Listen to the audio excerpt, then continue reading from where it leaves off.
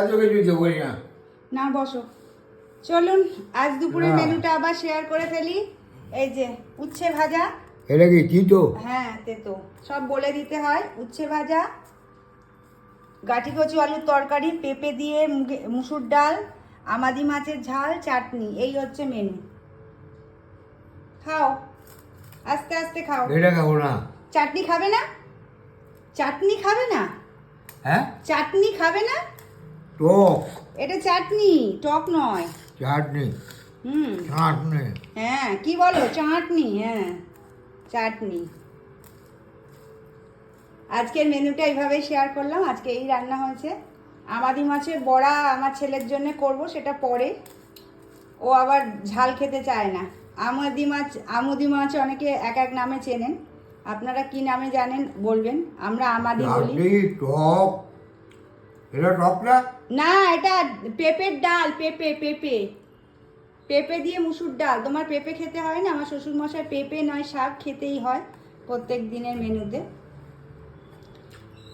শ্বশুরমশাই মেনুটাই শেয়ার করছি, আমার মেনুটা দেখাতে পারি না, কারণ ছেলে যখন বাড়িতে থাকে, স্কুল না থাকলে আমি দেখাতে পারি আমাদের মেনুটা, নাহলে দেখাতে পারি না। এই যে এখন ছেলে স্কুল শুরু হয়ে গেছে বলে আমি নিজের ভিডিও আর ওই স্ট্যান্ডে রেখে অত পারি না।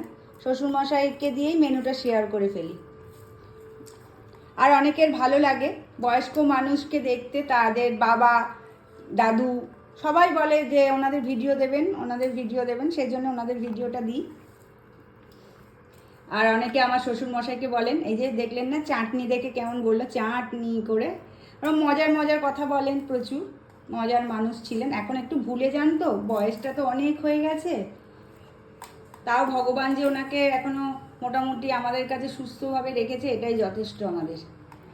সারা দিন ঝামেলা হয় আমার সাথে, সারা দিন সব কাজে চলে আসেন। আমি বলেছি তুমি শুধু খাবে দাবে আর ঘুরে বেড়াবে, তা নয়। এবার কন্ন খাবো? এবার এটা খাও। এইটা? হ্যাঁ, আমি খানিকক্ষণ দাঁড়িয়ে থাকি, সবসময় বলি যে কিছুক্ষণ বলে দিই কোনটা খাবেন, কোনটা কি আছে, তারপর নিজে আস্তে ধীরে খান। আর ভাতটা খুব কম খান, নুনটা খুবই খান। হাই প্রেশার অল্প আছে, এমনি আর কোনো কিছু নেই। এই দাড়ি ফাড়ি আবার কেটে দেবে রবিবার, এই শনি রবিবার আমার হাজব্যান্ড কেটে দেয় বেশি। আর ও যদি বাই চান্স না পারে তখন আমি কাটি। ও ট্রিমার দিয়ে কাটে, তো আমি কাটতে পারি না ওরমভাবে, আমি তো রেজার দিয়ে কাটি। বাবু এখন আর নিজের দাড়িটাও কাটতে পারেন না।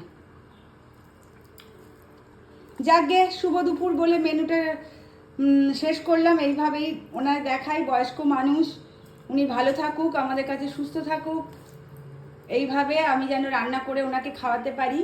যেরম আমার জোটে দুমুঠো ভাত।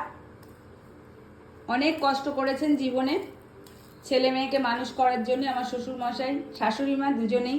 4 ছেলে মেয়েকে মানুষ করে আজকে মানুষ করেছেন সত্যিকারের।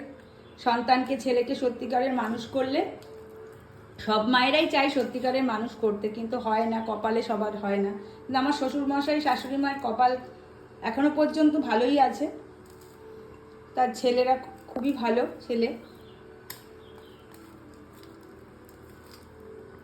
ছেলে মেয়ে সবাই ভালো তার। এরম ভাগ্য যেন সকলের হয়, এরম ছেলে মেয়েকে সত্যিকারের মানুষ করতে পারে সবাই যেন। ভালো থাকবেন, সুস্থ থাকবেন সবাই। সব বাবা মায়েরাও যেন ভালো থাকে তাদের সন্তানদের কাছে, তাহলে আর বৃদ্ধাশ্রমের প্রয়োজন হয় না। আর সকল সন্তান বাবা মা বৃদ্ধাশ্রমে নয়, সকল সন্তান বাবা মায়ের অন্তরে থাকুক, এটাই চাই।